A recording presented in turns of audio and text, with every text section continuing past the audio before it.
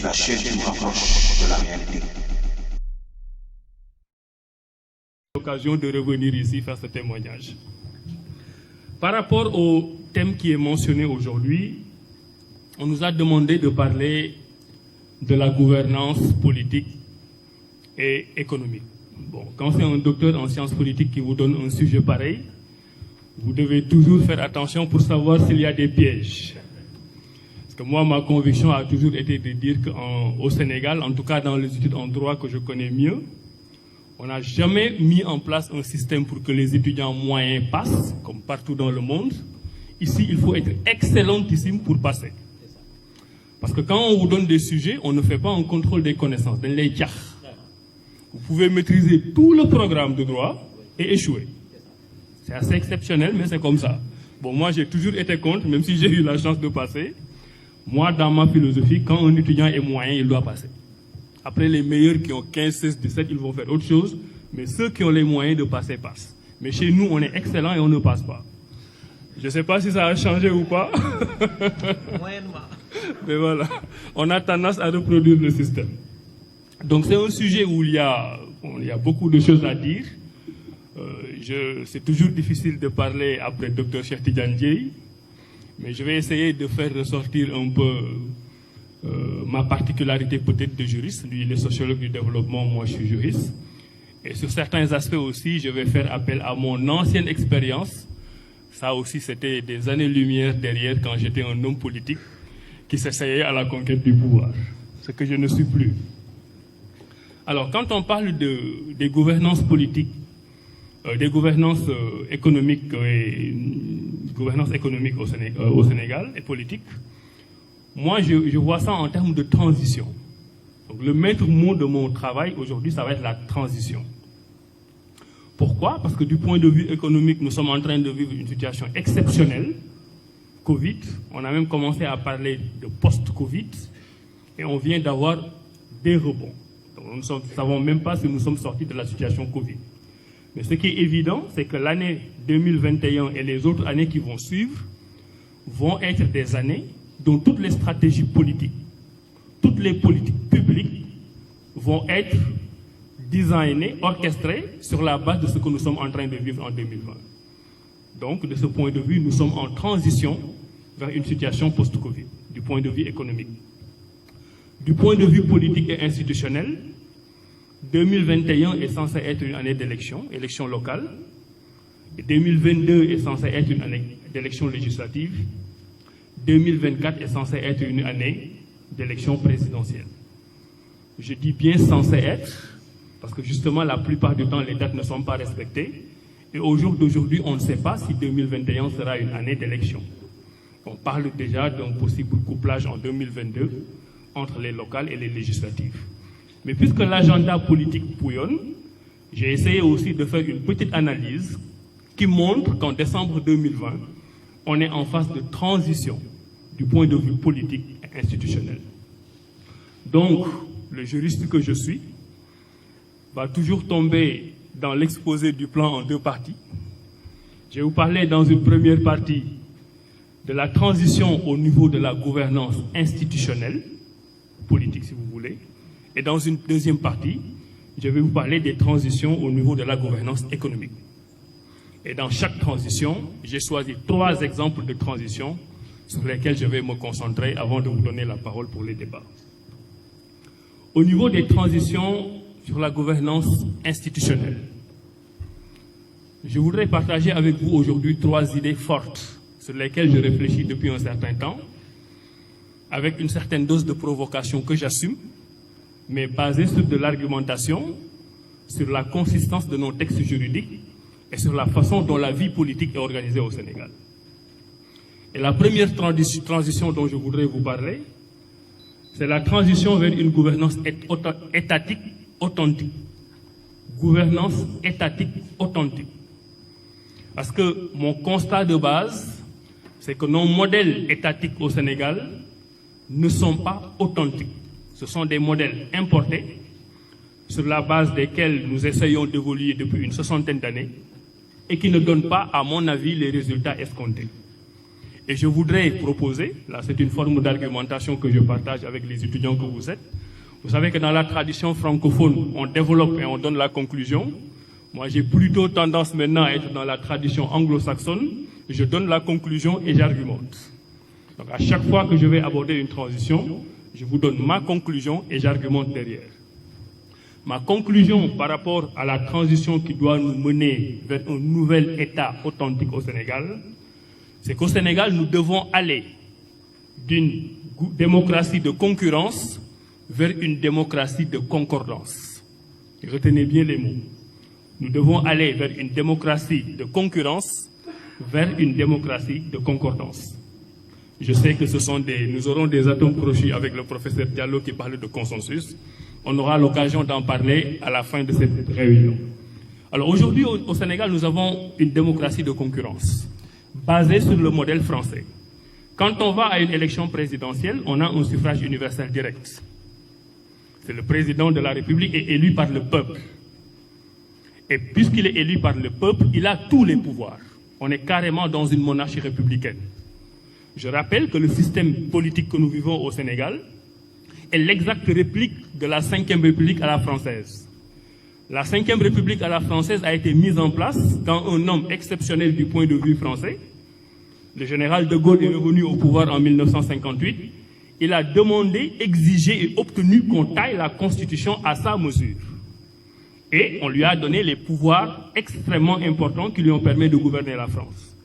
L'expérience montre que depuis lors, tous les présidents qui ont suivi, Pompidou, Valéry Giscard d'Estaing, François Mitterrand, Jacques Chirac, Nicolas Sarkozy, François Hollande et aujourd'hui Emmanuel Macron, ne parviennent pas à rentrer dans ce costume trop important taillé à l'époque pour le général de Gaulle. Si on essaie de faire une mise en perspective par rapport à nos États, nous avons des costumes ou des grands boubous trop importants pour eux, en leur donnant des pouvoirs que leur légitimité n'explique pas. J'explique. Si vous prenez les différentes élections au Sénégal, la dernière élection, le président sortant a été élu avec 58%. Où se trouvent, jusqu'à une époque récente, les autres candidats qui ont engrangé l'un 20%, l'autre 15%, etc., dans le dispositif politique au Sénégal. Nous sommes donc dans un système présidentiel où c'est le président qui gagne l'élection qui a les pleins pouvoirs sur tout. Parce qu'on est dans une démocratie de concurrence qui lui a dit « The winner takes all ». Tu es le gagnant, tu prends tout. Si on essaie de mettre ça en perspective, ce président qui est élu au premier tour avec 58% des voix a fait 2 500 000 voix. 2 500 000 personnes ont voté pour lui sur une population de 16 millions d'habitants. Et parce que 2 500 000 ont voté pour vous, vous avez la main mise sur le fonctionnement intégral du pays. Je trouve que c'est un très mauvais exemple de fonctionnement démocratique. Si on prend l'exemple de l'élection de 2000, le président sortant avait perdu au premier tour. Mais il avait quand même 40%, 41% des votants au premier tour.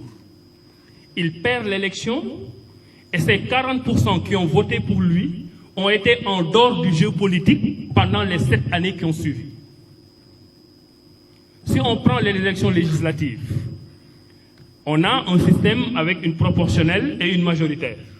Aujourd'hui, au Sénégal, sur les 150 députés élus au niveau national, on a les 90 qui sont au niveau majoritaire. Donc, quand vous gagnez avec le système Raogadou, vous prenez les 90. Vous êtes sûr d'être majoritaire à l'Assemblée. Et les 60 autres, vous les avez à la proportionnelle. Tout ce que je veux montrer, avec ces différents exemples, c'est que nous sommes dans le système d'une démocratie de concurrence où celui qui gagne l'élection a tous les pouvoirs. Celui qui perd l'élection n'a plus aucun pouvoir. Il est dans une opposition et il attend son tour. Et le fait que cette opposition dure longtemps fait qu'on a mis en place un système de transhumance qui organise les vases communicants entre le pouvoir en place et l'opposition en place. Mon point de vue, et c'est la proposition que je fais ici au niveau de cette première transition, c'est qu'on doit aller vers une démocratie de concordance ou une démocratie d'entente, qui fait que tous ceux qui ont pu bénéficier du suffrage des Sénégalais soient associés à l'exercice du pouvoir. Dans ce système de démocratie de concordance, le deuxième de l'élection de 2019, qui a 20% de l'électorat, n'est pas systématiquement écarté du pouvoir exécutif. Nous savons déjà la représentation parlementaire où chacun est représenté de façon proportionnelle. J'y reviendrai. Mais nous savons tous que ce n'est pas au niveau du Parlement que les opinions s'expriment le mieux. Nous savons tous que la majorité de la coalition qui est majoritaire écrase la minorité. Alors que l'objectif ici, c'est d'arriver à une situation où, quel que soit le pourcentage de voix qu'on a à une élection, on soit représenté dans un gouvernement. Le premier avantage de ce système de concordance, c'est d'éliminer pratiquement totalement le système de transhumance au Sénégal, parce que chacun gouverne en fonction de son pourcentage. Le deuxième élément aboutirait à un gouvernement, je ne veux pas utiliser le gouvernement d'union nationale, mais un gouvernement qui reflète la proportion des différentes voix. Je donne 2 ou 3 exemples. Le premier exemple sur lequel je m'appuie, c'est qu'en ce moment, il faudra constitutionnaliser les départements ministériels. C'est ma conviction.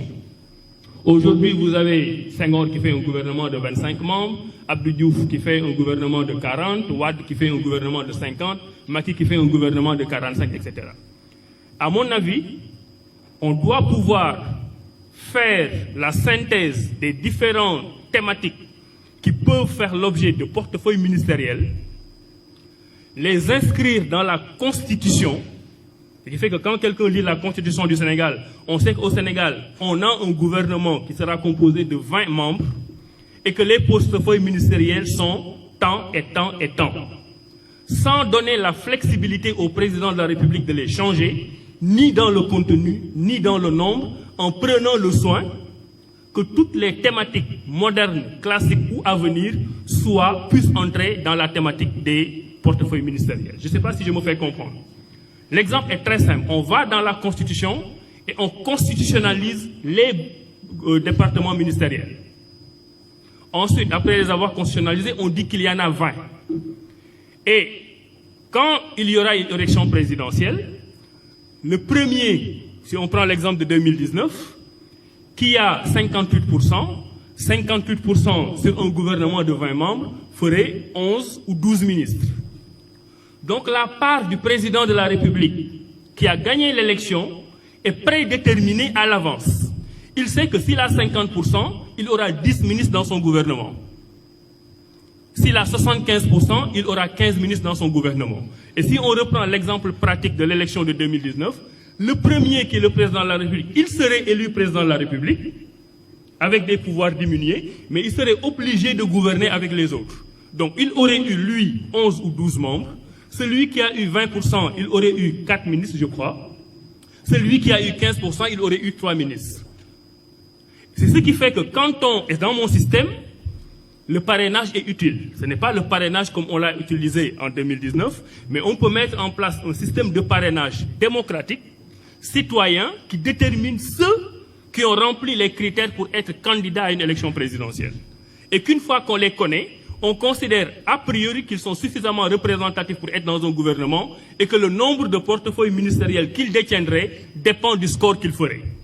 C'est ça qui fait que toutes les catégories politiques présentes à une élection nationale sont représentées systématiquement d'une élection à l'autre sans pour autant qu'il y ait une opposition systématique. Et pour moi, ça bat en brèche le fait qu'on dise toujours oui, il nous faut une opposition forte. C'est vrai qu'il faut une opposition forte dans un système de concurrence, mais dans un système de concordance, l'opposition peut ne pas être forte parce que l'opposition est représentante dans la prise de décision quotidienne tous les jours, dans l'exercice du pouvoir tous les jours. Ce qui fait que les seuls qui restent à la périphérie, c'est ceux qui ne passent pas les parrainages, c'est ceux qui n'ont pas réussi à être candidats à l'élection présidentielle. Ça veut dire qu'ils ne sont pas suffisamment représentatifs pour continuer à coûter aux contribuables énormément d'argent dans le circuit électoral. Ce que je propose, pour être simple, c'est l'instauration au Sénégal d'une 4e République. On a une constitution en 1960 Première République, une constitution en 1963, Deuxième République, une constitution en 2001, Troisième République. Je pense que la jeunesse de notre pays, qui ne s'accommode pas de toute l'histoire française qui a amené à cette démocratie de concurrence, doit être mise en exergue pour que nous ayons cette démocratie de concordance qui ferait qu'on n'aurait plus des questions de transhumance, on n'aurait plus des questions de transparence d'élection. Et dans mon système que je propose, le mandat du président de la République serait un mandat unique de 7 ans avec des pouvoirs minorés qui sont distribués à travers les 20 portefeuilles ministériels. C'est une proposition forte que j'avais envie de faire parce que je considère que le modèle de gouvernance étatique que nous avons ne correspond pas à nos réalités, ne correspond pas à l'arbre à palabres, ne correspond pas à ce que nous avons envie de faire. On vous donne souvent l'exemple de Kagame, c'est un exemple mi-figue, mais l'un des éléments du succès de Kagame, c'est qu'il dure. Nous en sommes à demander des alternances comme on l'aurait eu en France, alors qu'eux, ils ont déjà construit leurs États. L'intermédiaire, c'est d'aller à une synthèse entre la proportionnelle intégrale et la majoritaire intégrale et faire en sorte que tout le monde gouverne en même temps en fonction du poids qu'on équipe dans la société. C'est un point de vue, j'aurai l'occasion de le développer dans d'autres enceintes et je pense que j'aurai l'occasion de l'écrire. Donc une transition vers un modèle économique, modèle démocratique nouveau. Deuxième transition, je ne vais pas beaucoup insister parce que le docteur Dieye en a un peu parlé, c'est la transition vers une gouvernance des terroirs. Moi, ma conviction, je le dis de façon forte, surtout que maintenant je ne suis pas en politique, à mon avis, un maire au Sénégal aujourd'hui, et il l'a très bien dit d'ailleurs, ça ne sert pas à grand-chose. Pour ne pas dire ça ne sert à rien. Pourquoi?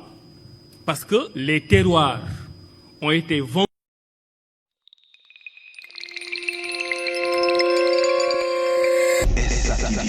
La chaîne qui nous rapproche de la réalité.